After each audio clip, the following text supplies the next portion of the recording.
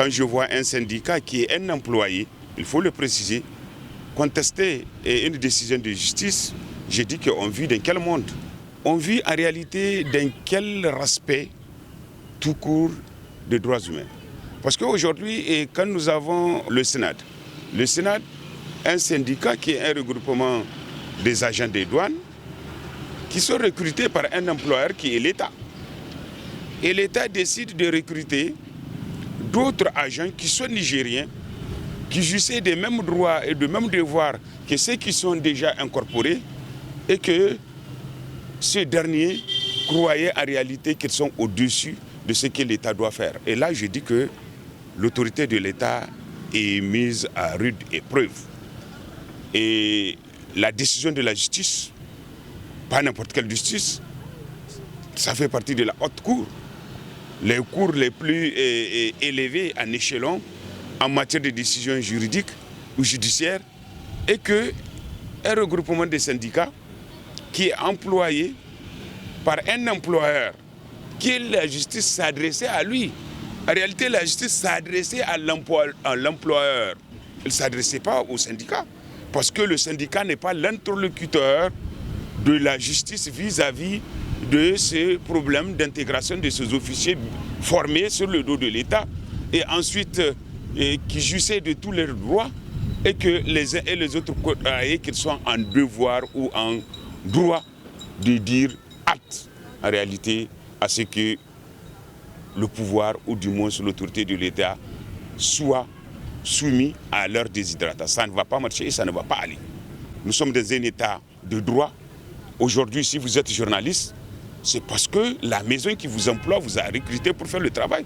Vous n'avez aucun droit de dire que l'employeur ne va pas recruter d'autres journalistes comme vous, parce que vous considérez que si les autres vont venir, peut-être vos intérêts seront menacés. Vos intérêts ne peuvent être menacés que quand vous fournissez en réalité des compétences moindres que ceux qui vont venir.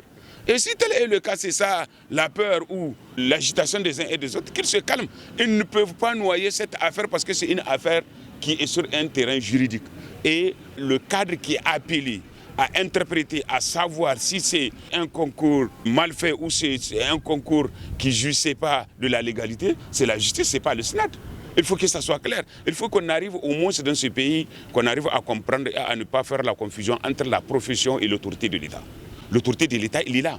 Et il doit s'exprimer en cas pour faire régner l'ordre en faisant respecter les décisions de la justice. Aujourd'hui, je ne peux pas comprendre le contexte actuel que la Cour, le Conseil d'État dit qu'on doit intégrer ces Nigériens qui ont fait le parcours bien précis, conformément à la loi, et que parce que vous êtes déjà dans le cadre, vous dites qu'on n'allait pas les utiliser au nom de l'État. Eh bien, l'employeur doit s'assumer. Et l'employeur, c'est l'État.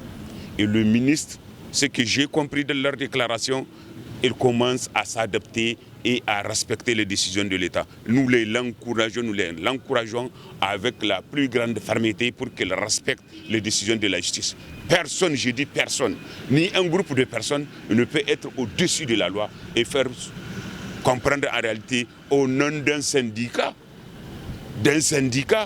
défier l'autorité de l'État à travers la décision de la justice. Ce n'est pas possible. Il faut que les gens reviennent. S'ils ont d'autres arguments, ils n'ont qu'à les brandir au peuple pour qu'on comprenne en réalité, à l'opinion nationale et internationale, qu'on comprenne réellement c'est quoi leur motivation. Si telle est leur motivation qu'ils ont eu à élucider dans la déclaration, et je dis que, et je le précise, qu'ils n'ont qu'à se calmer.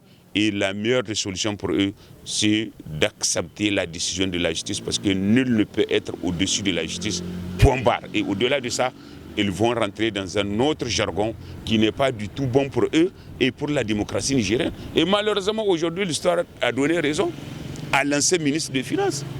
Avec la nomination d'un de leurs DG, quand ils ont fait des supputations à la matière, en ce temps-là, on s'était un peu opposé, on critiquait le ministre. Et aujourd'hui, malheureusement, le ministre Massaoudou, aujourd'hui, prenez son interview, vous allez vous rendre compte à l'évidence que tout ce qu'il a dit sur ces syndicats, aujourd'hui, c'est en train d'être réalisé.